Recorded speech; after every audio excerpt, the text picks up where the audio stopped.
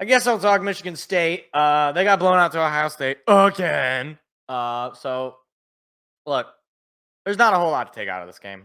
Uh, Aiden Childs played a pretty bad game again. Uh, I I hesitate to say an absolutely putrid awful game because the entire team was putrid and awful. However, however, this game was definitely within reach early. There was a point where Michigan State was showing the ability to move down the field. And they had, I think Ohio State a little bit on the ropes early. In that first quarter, it was a 3-0 lead for Ohio State. And I want to say Michigan State, I think they took a lead. Or they might have, I don't remember. Hold on, I can look at the game cast. See. I don't think they. No, they never took a lead, but they made it a 3-point game in the second quarter. And I think they got the ball back, and then they turned the ball over, and that's sort of the story of this game is the turnover. Spartans had 3 turnovers, and I think all of them basically resulted in a score on the other end. You had the interception from Childs. You had a couple of fumbles as well. One fumble was from a face mask that was a no call. Yeah, I mean, again, there's not too much for me to take away from this game because it was just a complete blowout. Uh, you know, yeah. I don't really have much to add. It's a 38-7 loss. Nobody looked good overall. Jaron Glover had 53 yards. You put in Tommy Schuster in the fourth quarter. At that point, I turned the game off. like the moment that Childs was out, I was like, all right, I'm done. Like, there's no more for me to see. So it seems to continue happening. But I had this thought during this game. The difference between you and Ohio State is the difference between you and Prairie View. What Ohio State did to you on Saturday is what you did the week prior to Prairie View. Or not the week prior, the couple weeks prior. That is alarming.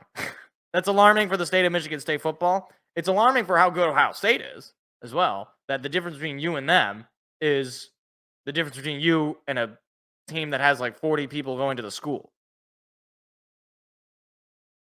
Is that it's indicative of how much work it's going to take for Jonathan Smith to get this ship right.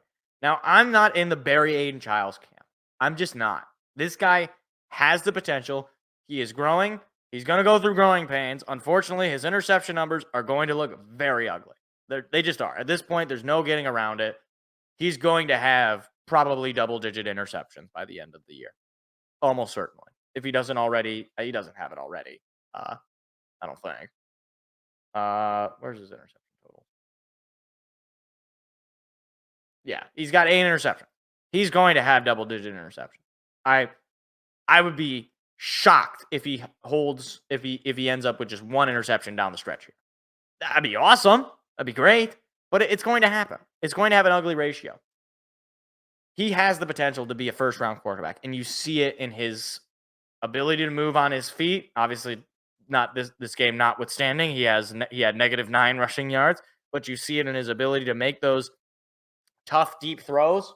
You see it in his ability to be able to march down the team down the field. He has shown that.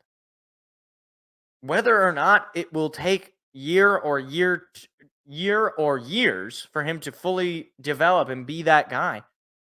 Look, by next year, I hope, and maybe unfortunately, this is just not much of a strategy. It's more of just a hope that he will have it locked down as far as the interception numbers will be cut in half, if not cut outright. But yeah, unfortunately, again, there's not a whole lot to learn from this Ohio State loss. You get blown out. We're on to Oregon on Friday night. Focus has to be on them. It could be an interesting game. Oregon is obviously a very good team, but you want to see Jonathan Smith kind of slow the bleeding a little bit. Like, this team's now lost 2 games in a row. You're 1 loss away from being back to a 500 football team.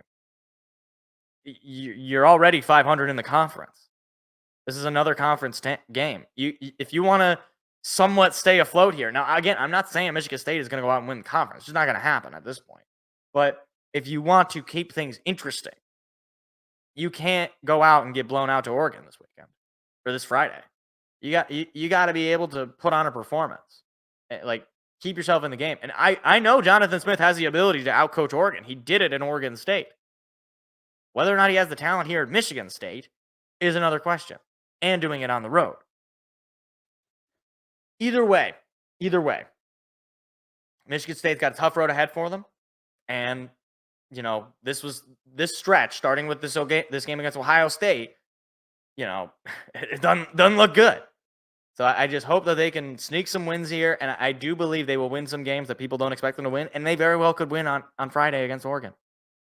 I don't know that they will. I'm not betting on them to do that, but they've been underdogs and won before on the road. They did it against Maryland, and you would say, "Oh, Maryland, there's not Oregon." I know, I understand. Just making a point. Either way, can't learn much from this game.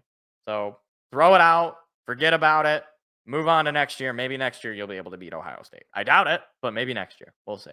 Hi, it's me again. If you enjoyed what you just saw, hit the like and subscribe button. We do live shows every Tuesday at 7 p.m. Eastern. Hope to see you there.